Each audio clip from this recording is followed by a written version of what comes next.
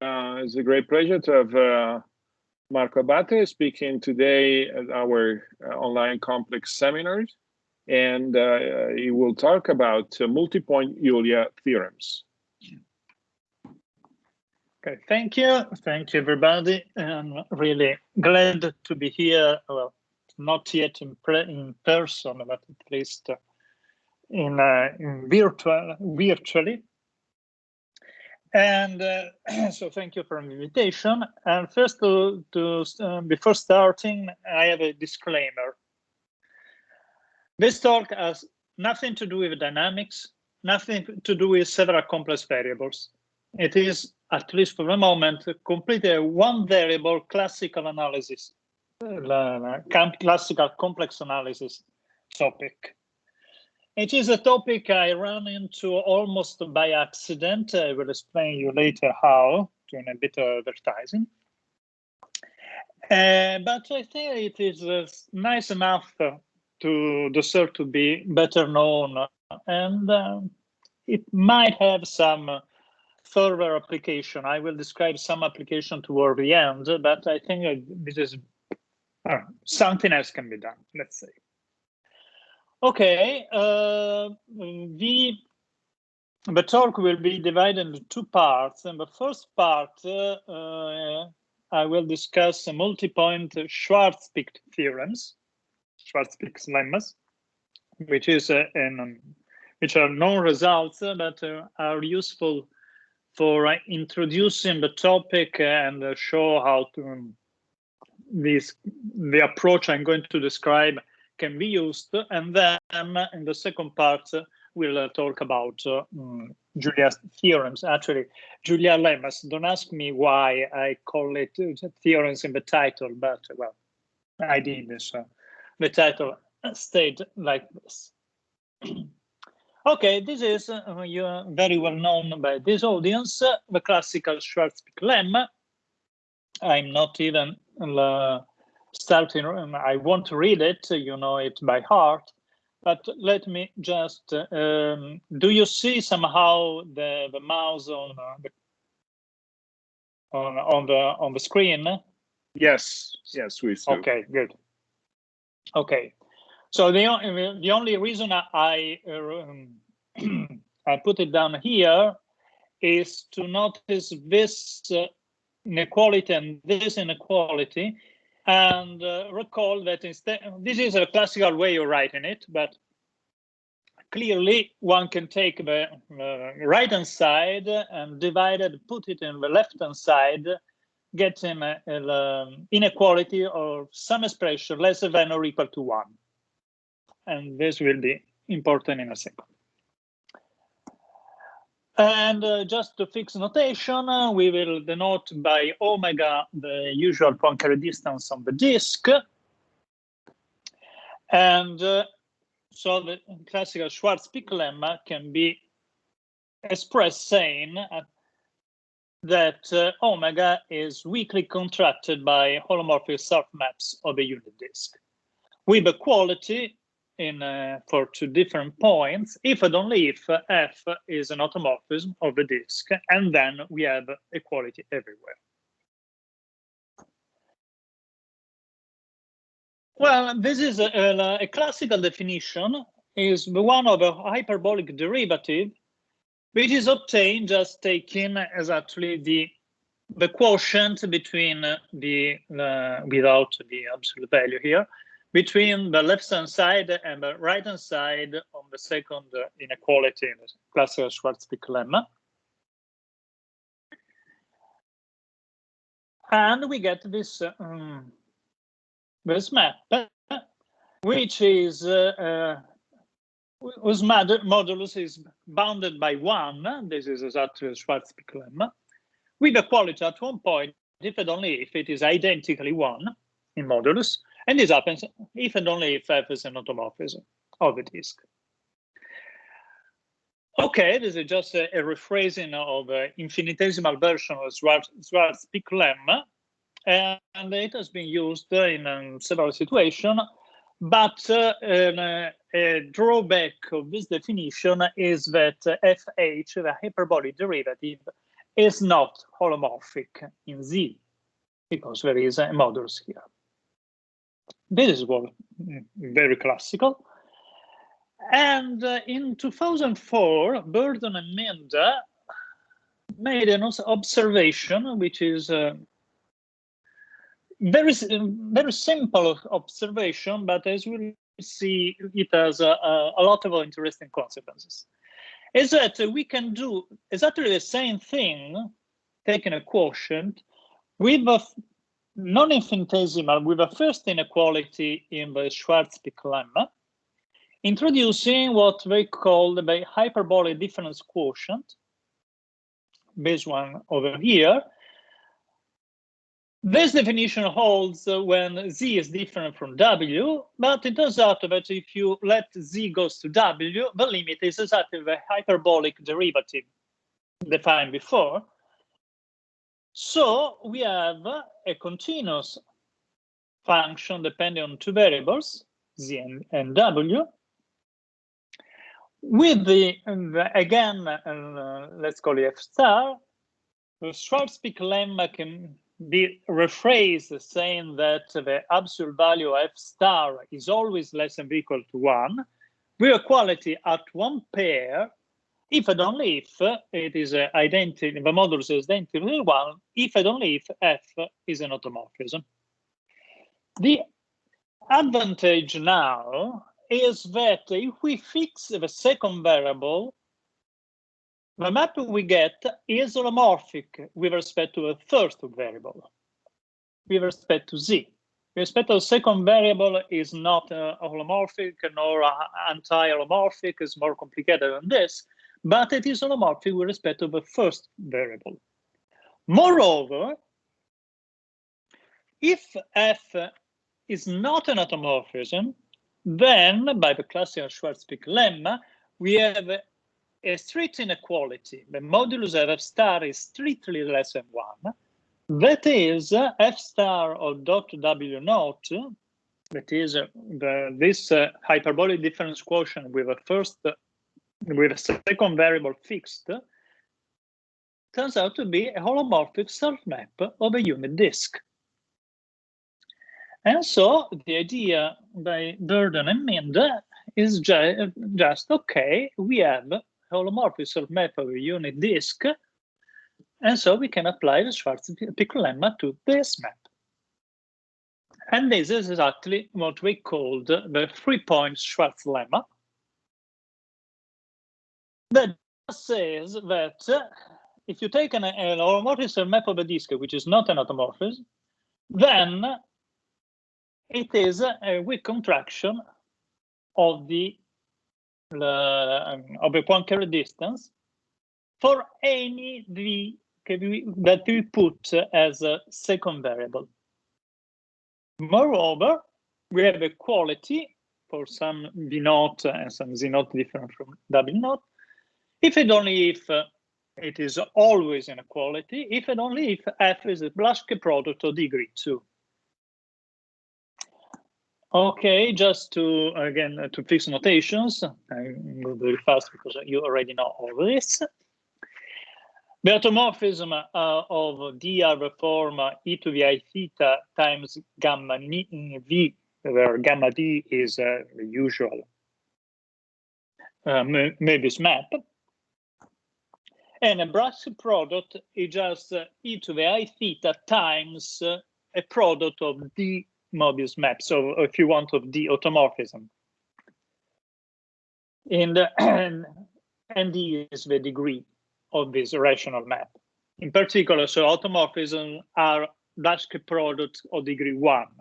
And for convention, Blaschke product degree 0 are just constant maps of absolute value 1.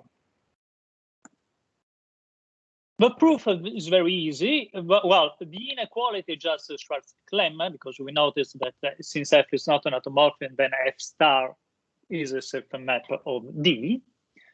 Slightly more interesting is the equality case. If equality holds, then by the classical Schwarzskema lemma, f star of v naught is an automorphism. And so if you remember f star, I mean, if it is an automorphism, so if we multiply it by a Möbius map, we get the Blaschke product of degree 2. But this Möbius map was exactly the denominator in the definition of f star. And so we can recover f, taking this b over here, and then composing with this the inverse of this Möbius map, which is still a Möbius map, it's still an automorphism. And it is easy to see that if you take a Blaschke product of degree d and you pre-compose it, post-compose it actually in this case, post-compose it with an automorphism, you still get a Blaschke product of degree d. So b at degree 2, and so f turns out to be a Blaschke product of degree 2. Conversely, if you start from a Blaschke product of degree 2, then it's easy computation to see that f star turns out to be an automorphism, and so we should have equality here. Okay, this seems to be a very easy remark, but it turns out that one can do a lot of things with that. For instance, Burden and Mind proved a 4-point Schwarz lemma, which has a statements over here. This time 0 over here is important, but we still have 4 points involved: z, v, u, and w. And again, we have an equality condition.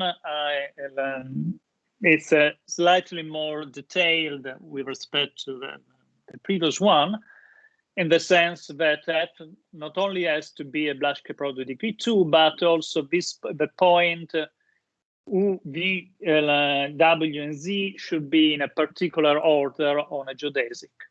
And this RC is just the non-Euclidean rotation angle pi about point C.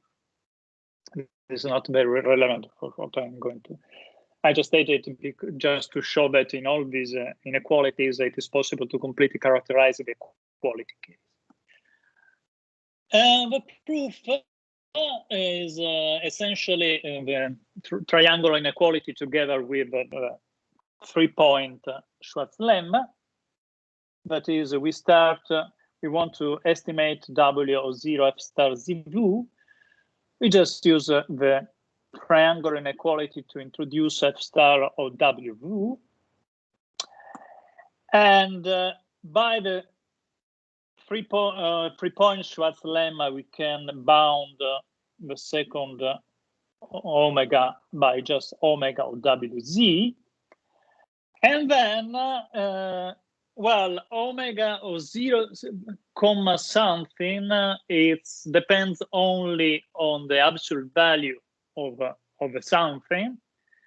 And the absolute value of f star of wv is equal to the absolute value of f star of vw. And they are not the conjugate of each other, nothing like that, but the absolute value is the same. So we have equality here. And then we can replace this term omega of 0 f star vw with this inequality, actually with this inequality, replacing vw in place of z and v, and we get the statement. Okay, so not very difficult. Well, it turns out that choosing appropriately all these the points involved in these inequalities, one can recover, Burden and Mind recovered a lot of inequalities already present in the literature. Starting from the one by Dieudonné, which was proved in the 20s, up to, well, here is a list of names. Some of these inequalities were proved this century, that is in 2002, something like that, just a couple of years before the publication of Burden and Mind estimate and then Burden and Mind paper. And let me show you some examples of application. If we start with this one, the 3-point Schwarz lemma, and we take v equal to z and w equal to 0, we get this inequality. Remember, when z and the two arguments are the same, we get the hyperbolic derivative. And if you just rewrite it in Euclidean terms, when f0 is equal to 0, we get a well-known Uden estimate, which measures the difference between f prime of z and f of z over z. F of z over z tends to, since f of 0 is equal to 0, tend to f prime of 0 at the origin, and this is the distance between the two outside of the origin. Another example, this is the 4-point Schwarz lemma. If we collapse 3 points in 1 point, we get this other inequality that turns out to be, again, you unravel it, the definition, turns out to be equivalent to this inequality. But when f of 0 is equal to 0 is equal to w, becomes a well-known sharpening of the Schwarz lemma. That is, not only absolute value of f of z is less than or equal to z, but we also have this factor, which is strictly less than 1, unless f is an automorphism. And then it is exactly equal to 1, so we get exactly the usual statement. And this is essentially the same thing, just in the case when f of 0 is not necessarily equal to 0. All of these were already present in the literature. There's nothing new. It's just that it becomes, instead of having its own proof, there are just consequences of these multi-point Schwarz lemmas. Another example, again, the 4 points, but this time we collapse pairs of points instead of 3. And we get this inequality, which turns out to be, when taking w equal to 0, it becomes equivalent to the Gaussian estimate of the hyperbolic derivative, which is, again, this one. And this is actually the reason I got interested in this stuff, because advertising time of a very beautiful paper by Filippo and Oliver wrote about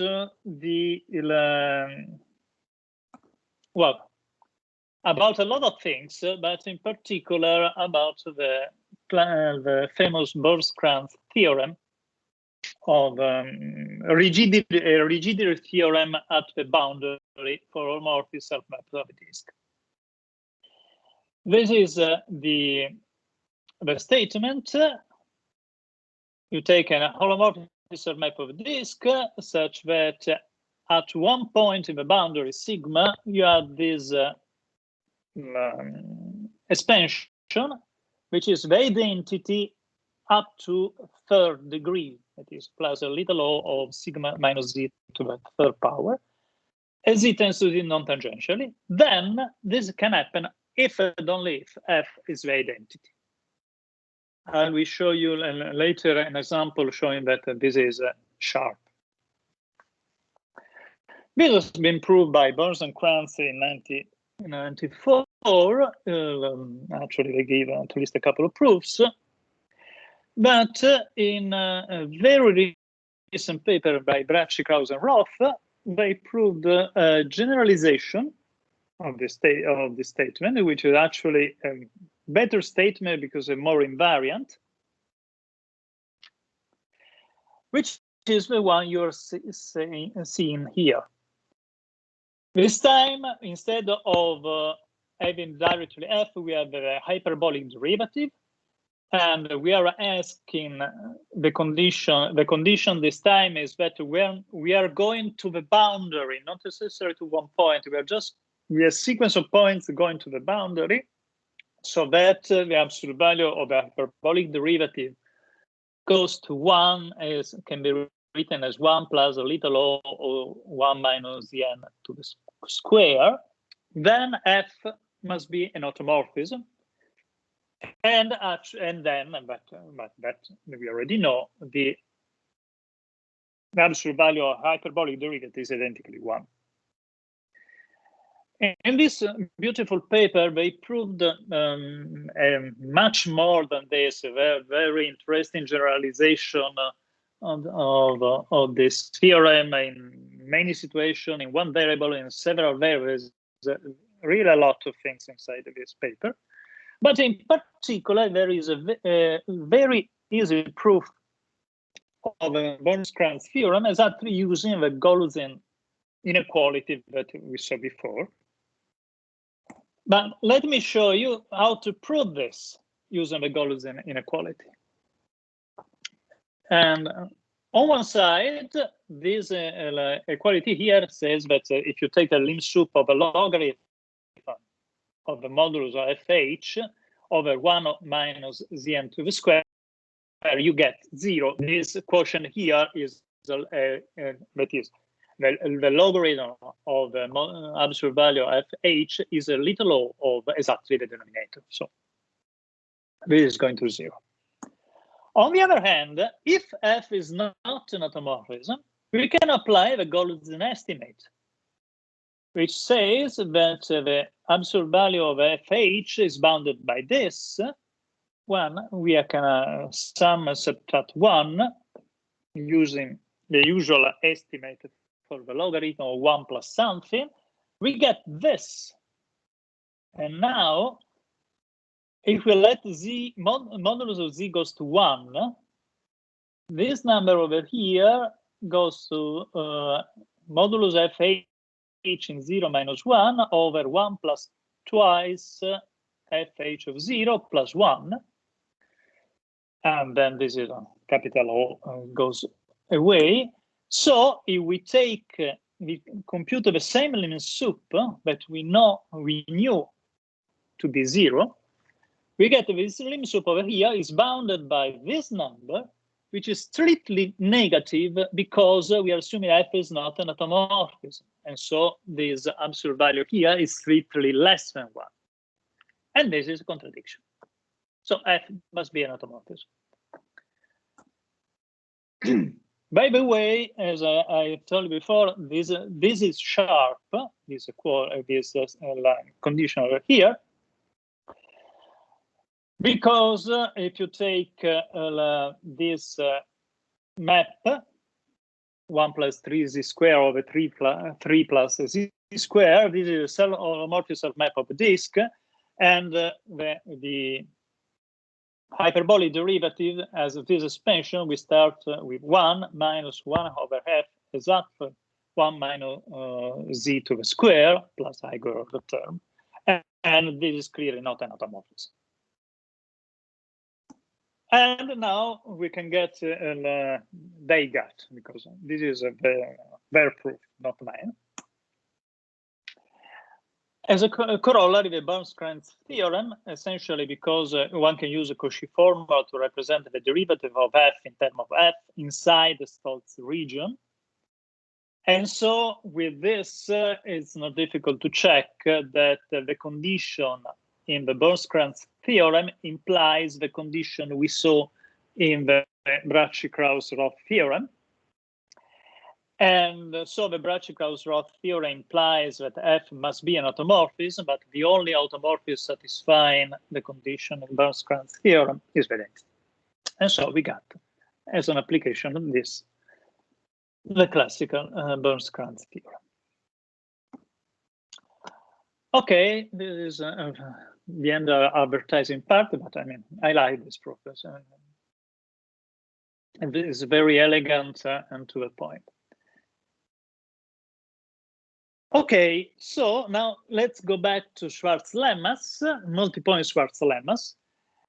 And well, we already noticed that if F is not an automorphism, then F star is an homomorphism map of D.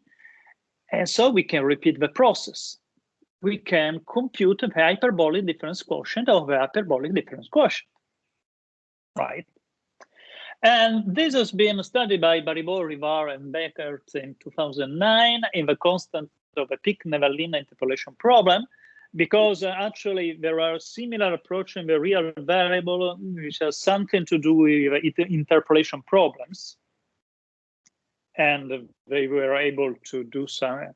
The Pick-Nevalina interpolation problem is just finding you have a finite number of points in the unit disk and a finite number of values in the unit disk, and you want to find a homomorphic map sending those points and those values and see whether it exists, it is unique, and so on. It can be attacked with this kind of tools. And slightly later, Chokima and Sugawa in 2012 generalized this even more in a more general context, not necessarily involving the interpolation problem. And the idea is that this approach gives a machinery to get estimates involving higher order derivatives, more precise estimates involving more derivatives. And as you can imagine, formulas become complicated. So now I will show you something, but going very fast just to give a taste of the subject.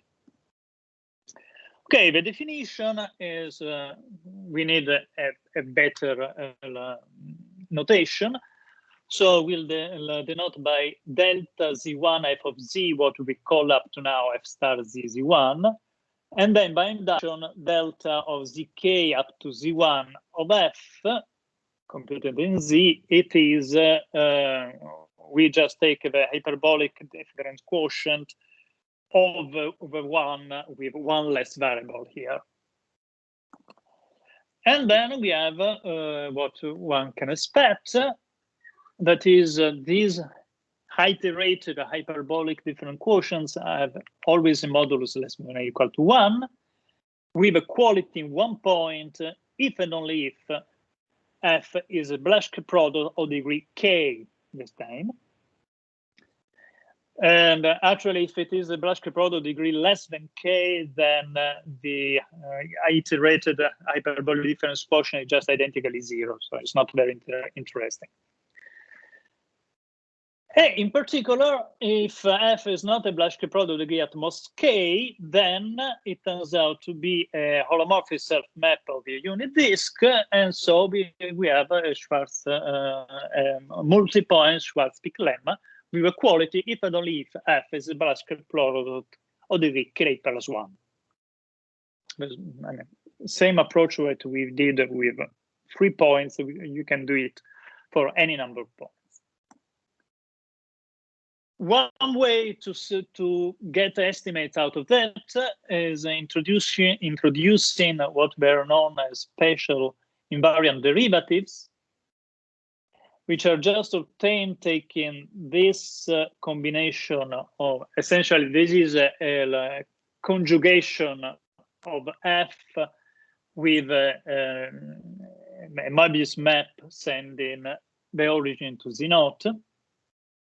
And we expand it in series as a power series in Z.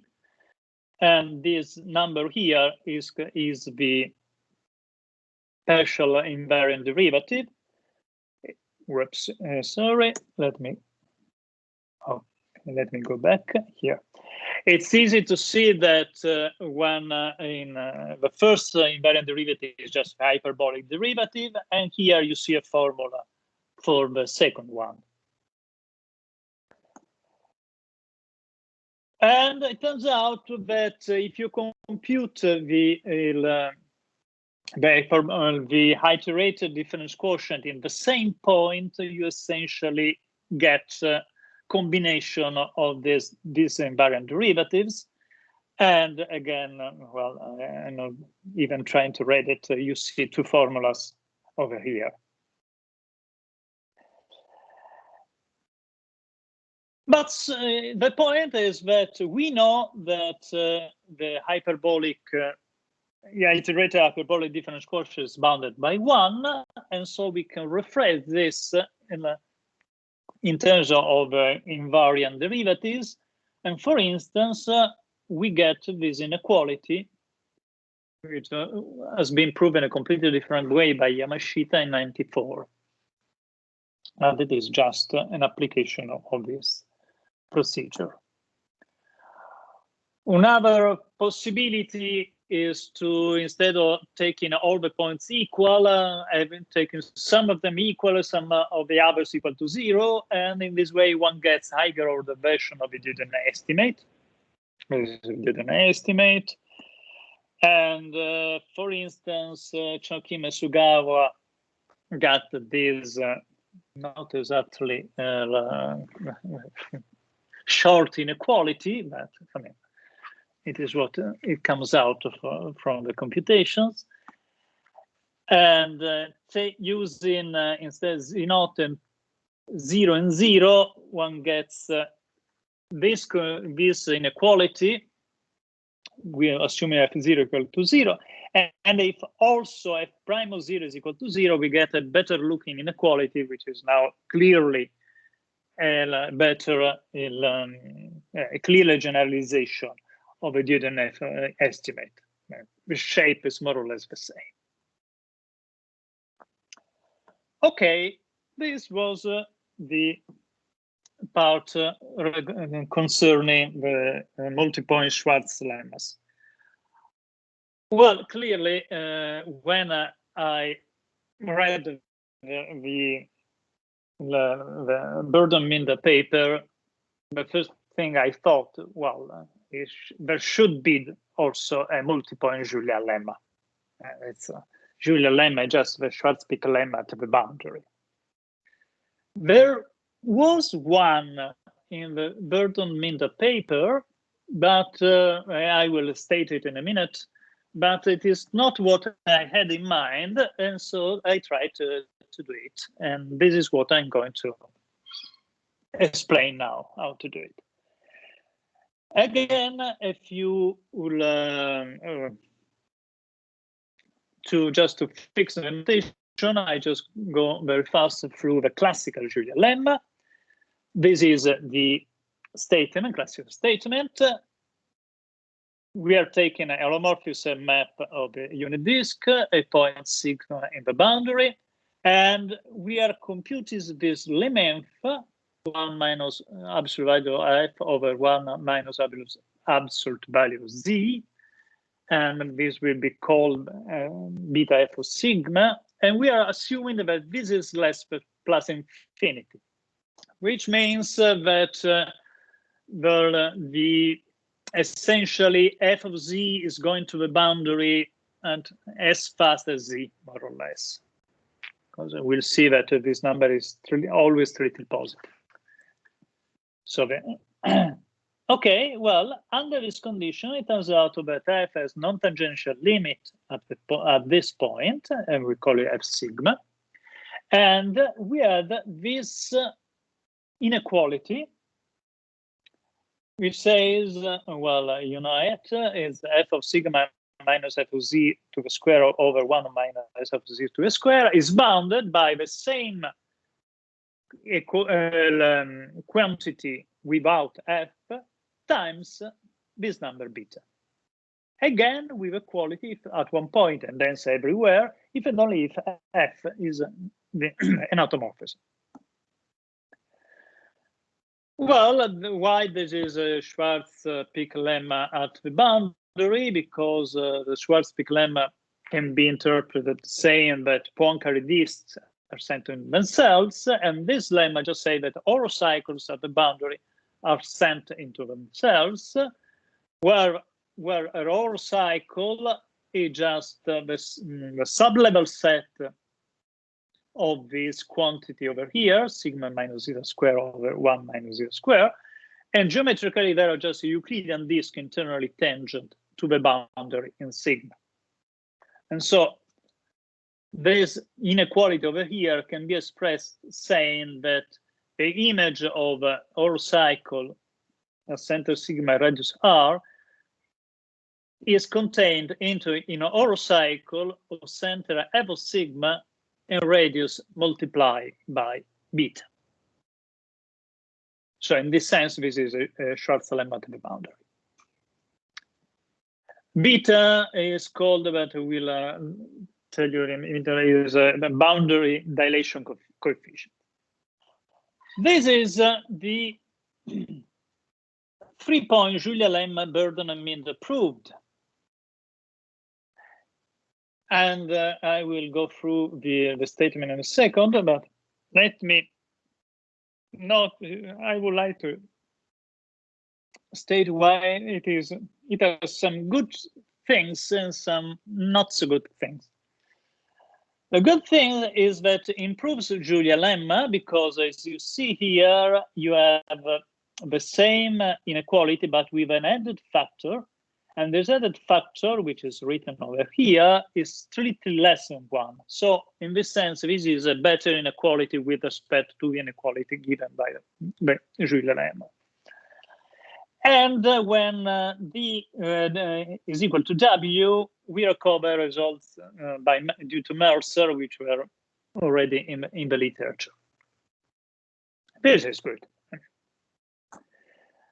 The not so good points is that the hypotheses are, at least for my taste, are somewhat awkward. First of all, we are not taking any 3 points, but we need to, we are taking this W here should be in the same Horo cycle as Z. So it's not any point in the disk. Moreover, the third point, V, appears only in the definition of this coefficient mu. And well, my reaction is, okay, this is not really useful. What you should take is taking the infimum over V of this number and put that one in the statement. And the other not so good point is that, as far as I know, besides obtaining the Mercer results I mentioned before, I mean, I didn't find any application of this. I checked in the literature, the papers quoting this burden mean the paper, but I didn't find any. It doesn't mean that there are no applications. There might be some. I just didn't find it. And anyway, this was not the kind of multipoint Julia lemma I was thinking about. And so let me now describe what I did. Very fast, let me recall another couple of things that will be useful later.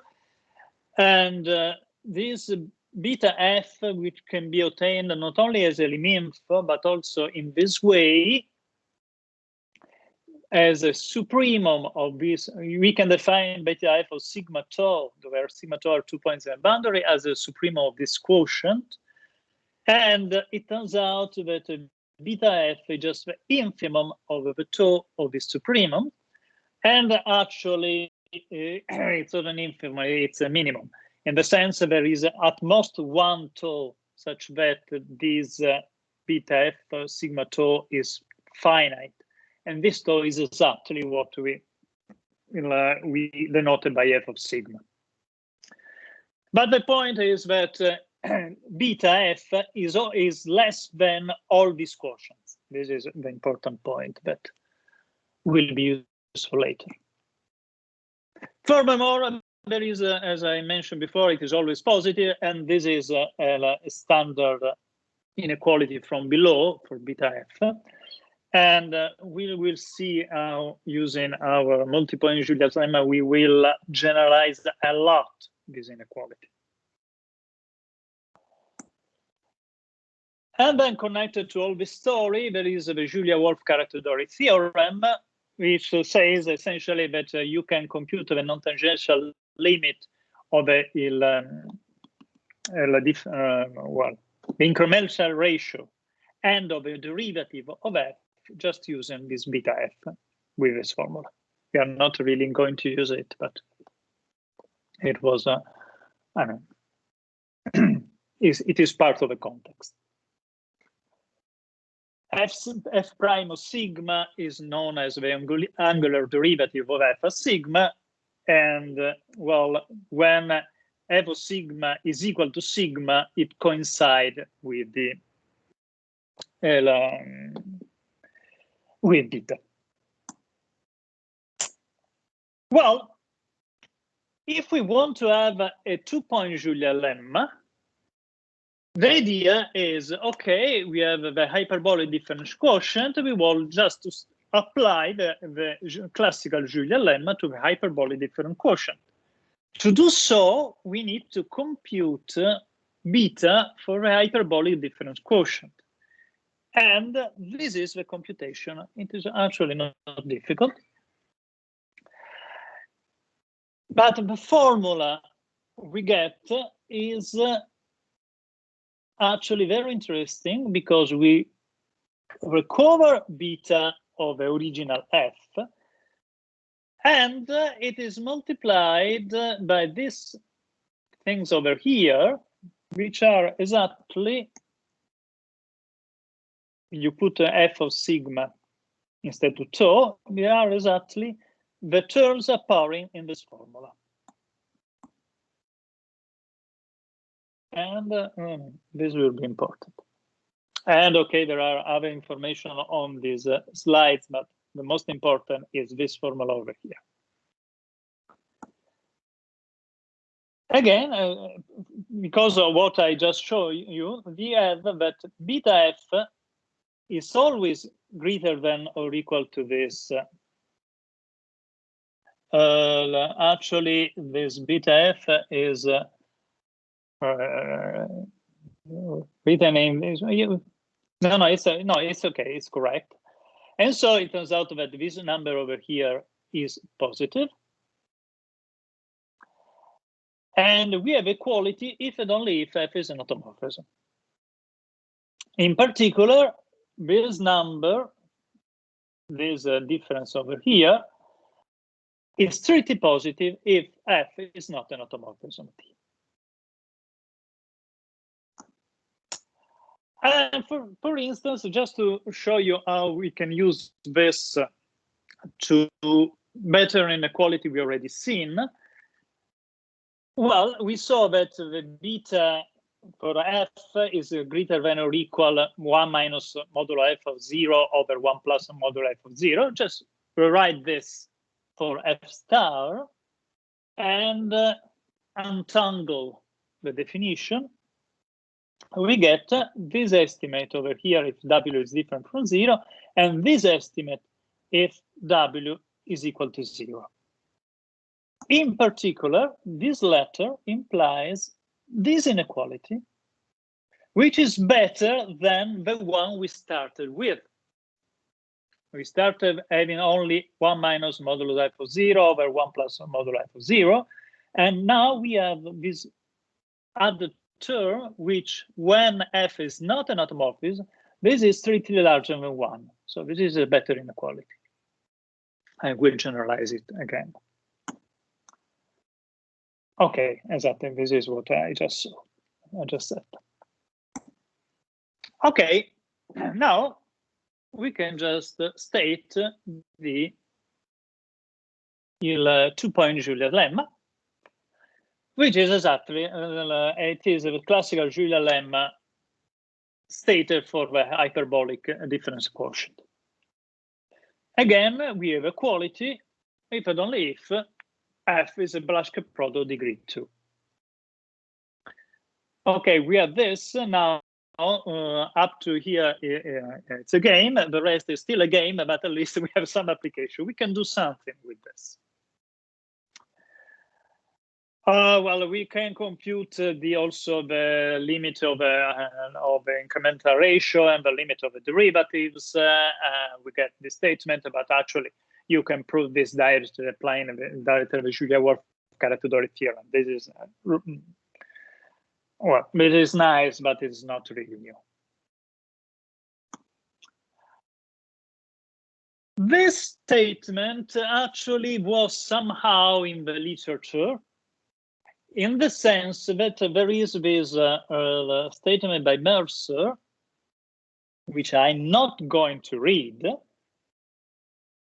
And this is exactly how it is stated in this paper by Mercer. And well, with a lot of entanglement and computations, it is more or less equivalent to this inequality over here.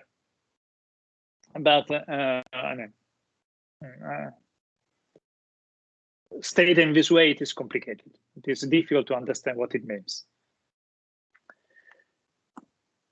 But now let me state some more corollary, more applications. Okay, one is this one. Let's assume that f0 equal to 0 and see what happens. What happens is that when f0 equal to 0, the hyperbolic difference quotient simplify. The beta of the hyperbolic difference quotient simplify becomes just beta f minus 1. And so the 2 points the multiple 2 points Julian lemma just becomes this formula, which again I will see how to generalize later on. And exactly, just because when f of 0 is equal to 0, f star z 0 is just f z over z, and beta star f is just beta f minus 1. And again, this was around in the literature, but proved in a different way. Other kind of applications, and which are becoming more interesting. Well, we know that if Wobb's lemma says that there is at most one point in the boundary such which is fixed and such that f prime of sigma is less than or equal to 1. And in particular, if there is a fixed point inside, then the derivative should be strictly greater than 1. And the previous corollary gives this inequality, which is slightly better than just saying that f prime of sigma is greater than 1. And this has been, this was already well known, and in 1982, Cohen and Pomeranc generalized this to the case when there are, instead of having one fixed point in the boundary, there are n fixed points in the boundaries. And it turns out that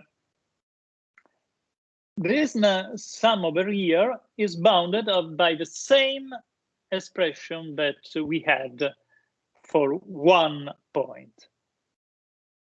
With equality, if and only if f is a Blaschke product degree n plus 1. Well, it turns out that we can prove this using our 2-point Julius lemma.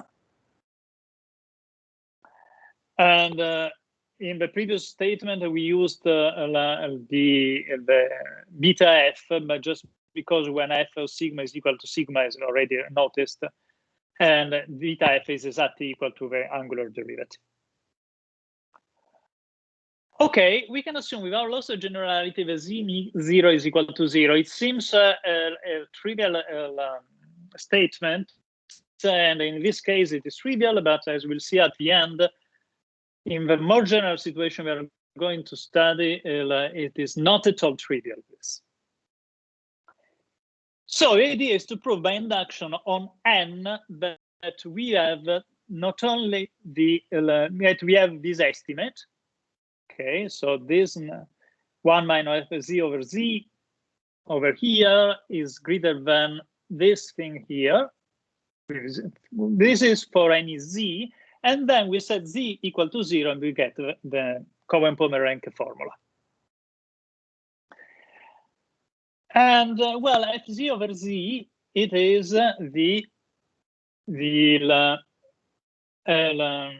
we already know the hyperbolic difference quotient when f of 0 is equal to 0. So it is not unexpected that for n is equal to 1, this statement is just the previous corollary, what we already seen. And so now assume it holds for n minus 1. This means that this difference here has a positive real, non-negative real part. And so we can write in this way. And it turns out that we introduce the map G, which is just Z times H. Then this G satisfy all the hypotheses for one map. And so we can just apply the previous corollary to G, you unravel the inequality, and you get the Cohen-Pomeranc estimate. So in a sense, these are just a consequence of our 2 points Julia's lemma. Okay, clearly, now you know what we are going to do now. We are just iterating the construction. Again, here I just repeated the definition of delta W1, delta WK up to W1. We just iterating the hyperbolic different quotient construction. And again, we have multi-point Julia's lemma. So let's take F, let's take sigma, so that the angular derivative is finite. Take k greater than equal to 1, and assume that F is not a Blaschke product if we at most k. Then we can write the Julia inequality, where here we have the iterated the hyperbolic difference quotient, and we have the boundary dilation quotient, dilation coefficient for that. And we have again equality if and only if F is a Blaschke product degree k plus 1. And again, this is clear. I mean, it's just an application of classical Julia lemma. Let's see what we can do with this. We can get better estimate of a boundary dilation coefficient. We already noticed using the 2-point Julia's lemma that we can get this estimate, which is better than classical one, but it was already known. But now you can do it again, because the beta of the W of the iterated hyperbolic difference quotient can be recursively computed, and eventually you got a formula depending on beta F, and this is a formula, the estimate one gets. And I should thank Oliver to point out to me that together with Fournier, they got exactly the same formula in a different way, and in a completely independent way. I mean, we are working on it at the same time without knowing that. Anyway, this is a formula. Again, we give equality if and only if F is a Blaschke product degree k plus 1. And this estimate becomes better and better as when you add more points. If you see too many points over here, there is also this version where we are using only zeros at points. And this is the formula you get, which is slightly more compact. And the only point is that there is one more estimate inside here to go from this one to this one. And to get the equality, you need one more hypothesis over here, but it's not really very important. One open problem, at least it's open to me and to Oliver apparently too, unless he solved it in the last couple of months, is when F is not a Blaschke product, we can go to infinity in the sum, whether we get then inequality or not. I don't know. Just to show what we get, taking k equal to 2, the estimate becomes this one, where we get the hyperbolic derivative of the hyperbolic difference quotient. But you see, this is better than the previous estimate, because again, when F is not a Blaschke product degree 2, this object over here is less than 1. So this number is greater than 1. And so we get a number which is larger than this number over here. Okay, and this is the expression of the delta naught. And of course, you take k larger and you get better estimates involving more derivatives of f. We can also get a generalization of a Cohen-Pomeranc estimate. In the Cohen-Pomeranc estimate we saw, we got one fixed point, and that's it. But we can look what happens when we have higher order fixed point. That is when not only it is fixed, but also the derivative is 0. Then we can write down our 2 points or 3 points in Julia's lemma. It turns out we get this kind of estimates. We have -2 instead of -1 because we have one more derivative, which is 0. And in particular, if f of sigma is equal to sigma square, we get, instead of sigma, we need the sigma square, we get this estimate, which is essentially the same estimate we saw with one fixed point. But, well, the previous one, if f prime were equal to 0, where we just get that beta is at least 1, and we get a better estimate in this case. Beta is at least 2, and there is this condition depending on a second derivative of that. Well, clearly one can generalize it. So let's assume that 0 is fixed and we have k-1 derivatives which are 0. Then the multipoint Julia's lemma gives this inequality for z is different from 0, and so you get this inequality for z is equal to 0, give equality if and only if f is a basket product degree k plus 1. And the proof is just, use the iterated hyperbolic quotient, different quotient with all zeros as point. And then you apply it in the multipoint Julia's lemma. Playing with this, one can get this generalization of the Cohen-Pomeranc estimates. That is, we are assuming 0 is fixed with k-1 derivative is equal to 0, so a fixed of order k. Assume that we have n points in the boundary such that f of sigma j is sigma j to the k. Then we get what we expect as a generalization of the Cohen-Pomeranc estimates. We have out on the left-hand side beta f minus k, and on the right-hand side, we have a k derivative divided by k factorial in 0. With equality, if and only if f is basket product degree n plus k. The proof of this is actually easy because it suffices to apply the Cohen-Pomeranc estimate to G obtained as a higher order iterated and difference quotient, hyperbolic difference quotient.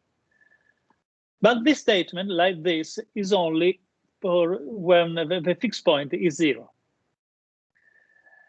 Getting the general statement when the fixed point is another point in the disk has been surprisingly harder than I expected. It is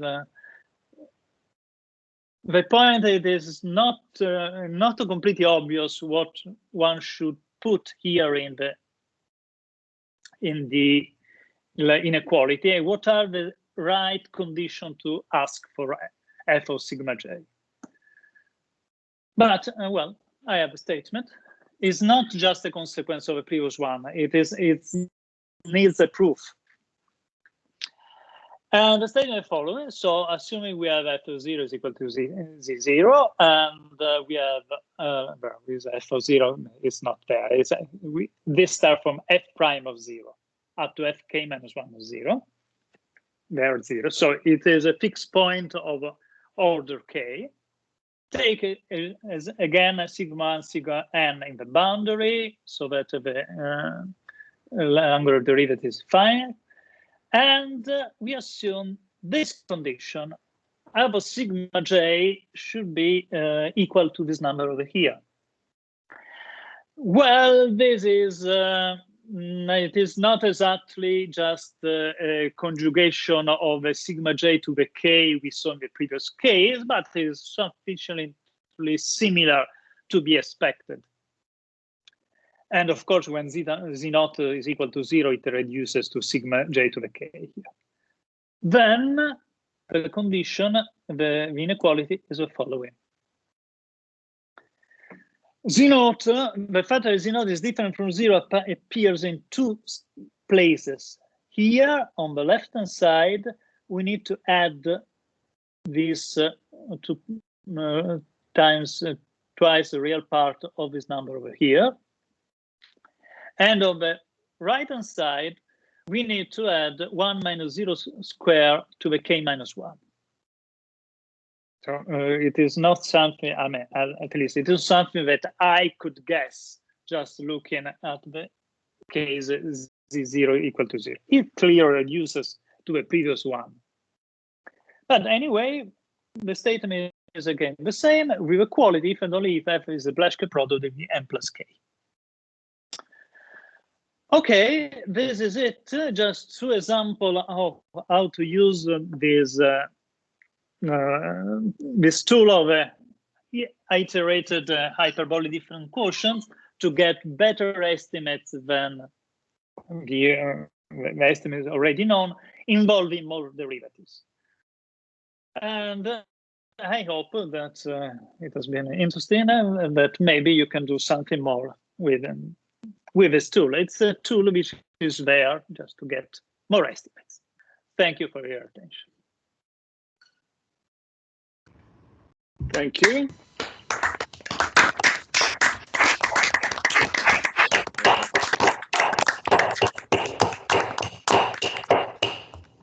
Thank you, Mark, indeed, for the very nice talk. I'd like to ask if there are questions. I have a question. Okay. Yes. So my question is this one. As you know, the Julia's lemma you can reinterpret using the Fragment-Lindelof theorem and the Poisson kernel. So essentially, it's a maximum principle on the Poisson kernel.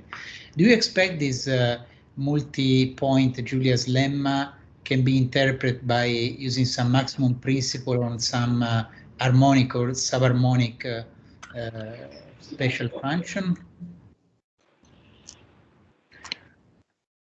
Good question.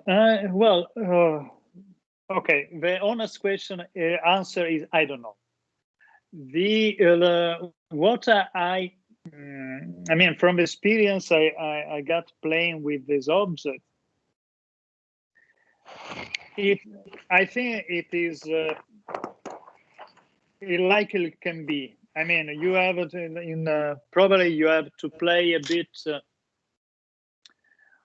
with I mean, trying to iterate the construction you usually do with a Poisson kernel, applying it to the iterated different quotient and see what happens. I mean, I didn't try, so I really don't know what will happen, but it might be worth a shot. You might get something involving a higher derivatives. That's the point. Okay, thank you. Are there questions? Yeah, I have a question. Go ahead. So Marco, in your results, in part of your results, you had critical points. In the last result, you had a fixed point with a critical point, but you only had one critical point. Mm-hmm. And there is an extension of this Schwarzklema due to Nehari, where you have multiple critical points. And the question somehow is if there's any way to prescribe maybe more than one critical point in order to get refined estimates. Have you seen something of this type? Maybe. I mean, it's. No, I know that Nehari statement, and I mean it was on the list of the things that I would like to try, but I didn't have the time. I don't think I will have the time in the next couple of months. But yes, I mean it is it's sensible to think that adding more condition, you should be able to get better estimates, and that's definitely something that it would be worth to try. It's I mean it's a tool which is there and can be used in several different situations. You're very welcome to do it. Yeah, I also tried a little bit. The problem is that, I mean, with this hyperbolic divided differences, you have this kind of factorization or going to quotients. But the critical points, they are somehow, well, they don't behave very nicely under this process. That's the, okay, yeah. What I mean, what I noticed that you can, I mean, critical points, or in general, to get to the higher order derivatives, you have to collapse some of the points you use in the hyperbolic different quotient in the same point. That's the way you can go to higher order derivatives to critical points and so on. And probably depending on the problem you're studying, you have to collapse them in the correct way.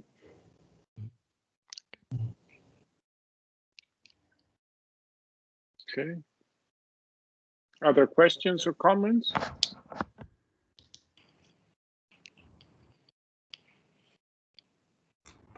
Okay, if it's not the case, we thank Mark again.